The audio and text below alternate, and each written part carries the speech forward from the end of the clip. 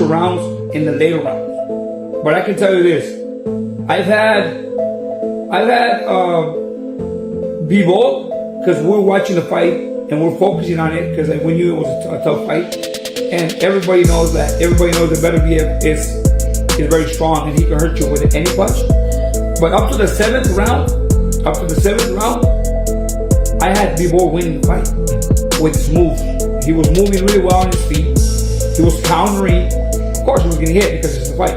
But he will get hit with 1-2 or maybe a hook in the right, and he'll come back with a 1, 2, 3, 4, boom again, and then he'll move and boom, boom, jab. He was busier with his jab.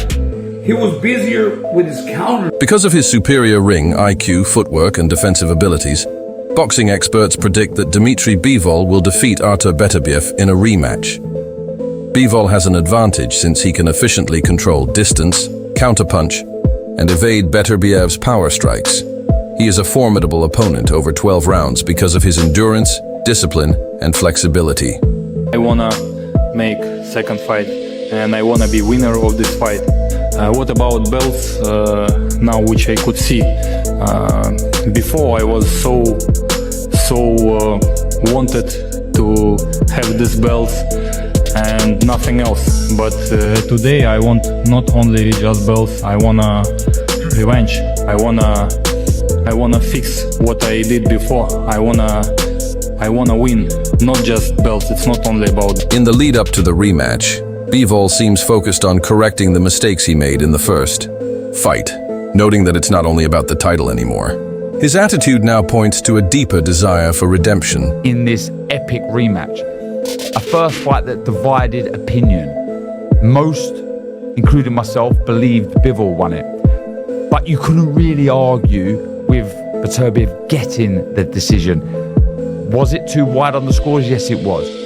Anyway, that's all history. They fight again Feb 22nd in what is no doubt going to be another epic fight. The first fight, again, just to quickly tread back on that, was one of my favourite fights of last year. Contrasting styles, Bull v Matador, obviously Beterbiev being the Bull, Matador being Bivol, with his fleet-footed, quick hands, flurry of combinations against the heavy-hitting, knockout artist, the destruction, wrecking ball that is Artur Beterbiev. I thought that the movement from Bivol was so good early on, and it frustrated, it annoyed Beterbiev throughout lots of that contest, certainly early on. But 10, 11, 12 were big rounds for Beterbiev. How do I see this rematch playing out? Well, when I looked back at that first fight, although I thought Bivol won, I do believe Beterbiev could potentially do better out of the... After a first fight that split opinions, boxing observers view this rematch as a thrilling encounter. The speaker believes that Bivol won, but Beterbiev's victory wasn't irrational either. Another exciting encounter is expected in the rematch on February 22nd. Styles were contrasted in the first fight, Bivol's rapid hand combinations versus Beterbiev's unwavering strength. And we could be so lucky that we see a trilogy. And I mentioned pot of gold. Where does the winner go? Well, the winner will reign supreme in the light heavyweight division. This is about legacy, though. This is about really cementing yourself as arguably the best light heavyweight that's ever graced the sport of boxing. And then there's opportunities for the winner, obviously. David Benavidez looks so good in defeating Morel. I mean, this man is a beast. He does not stop throwing punches. A little unorthodox, I think, at times when he lets his shots go, but he's got a great chin, though he was dropped against Morel, more off balance. He's got a great chin. Like I say, he's a unit, he's huge. In the rematch, Bivol dominated the early rounds, frustrating his opponent, but Beterbiev took control in the later rounds. Beterbiev could have done better by applying pressure earlier, but he needs to be cautious. If Bivol makes adjustments, he might secure a clearer victory, making this fight even more fascinating. Bivol has a lot of skills, man. He's a very talented boxer. Beterbiev has the power. I felt like Bivol won at least 7 rounds. You know, he controlled most of the fight. And what you saying as he was punishing or whatever, I felt like he was fighting like he knew he was losing. He was a guy that was trying to get back in the fight. Okay. And most times I don't agree. Well, I don't say most times, but sometimes I don't agree with the commentating. But I felt like he was definitely down and needed a knockout to win. But, you know, he definitely hurt Bivol. You can see some of those shots, even though they weren't clean shots, they were affecting him. And you gotta give him credit for the power that he has and also the resilience to just keep fighting to the end of the fight. But it wasn't many clean shots. He was catching with, like, you know, short uppercuts and, you know, the jabs and everything, but those punches were hurting him. So I wanted Beterbiev to win, but I felt like Bivol, you know, because there's a scoring system, he was the winner of the fight. But if boxing was like, you know, whoever's getting their ass beat at the end, like a real fight. Yeah. But that ain't how it worked. Boxing experts have emphasized Bivol's skillful use of the jab, right hand, left hook, and straight right combination. Whenever Bivol uses this sequence, his opponents find themselves in trouble. Analysts predict that Bivol will apply more pressure in the rematch and focus on body shots to weaken Beterbiev.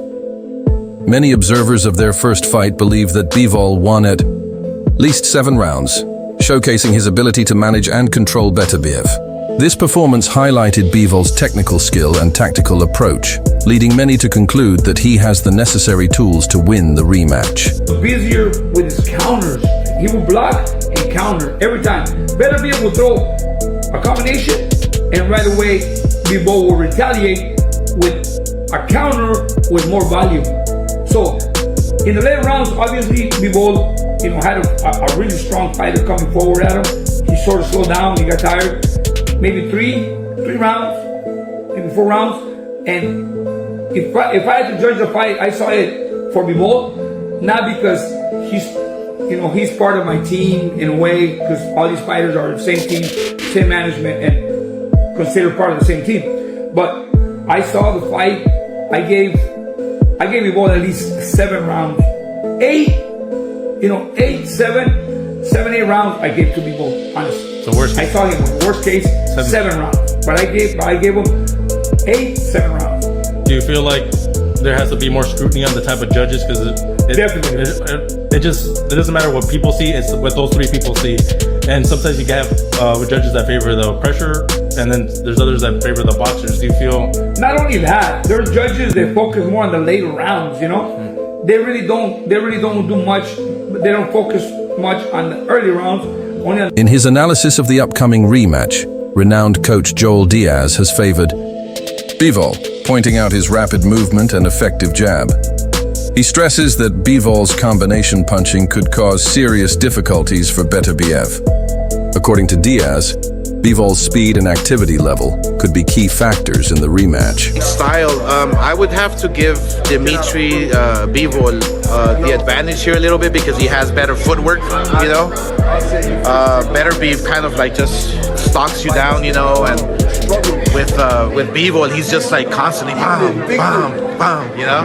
I love that. He's a good boxer, man, with power. So, and he's got skill up here. It's a tough fight to call. But I'm gonna have to give Dmitry the advantage. I think it's all about respect in the first few rounds. You know, how he's gonna take his punch if he has a chin. I mean, I think Beterbiev has a better chin than Dmitry Bivol. For some reason, I just feel that. I don't know if it's true, but if Dmitry Bivol can catch him, offset him, get him off balance with his footwork, I mean, yeah, it could be a long night. Oscar de la Hoya, a boxing promoter and former champion, believes that Dmitry Bivol will win the rematch due to his unique style and superb footwork, which he feels will be crucial to his success.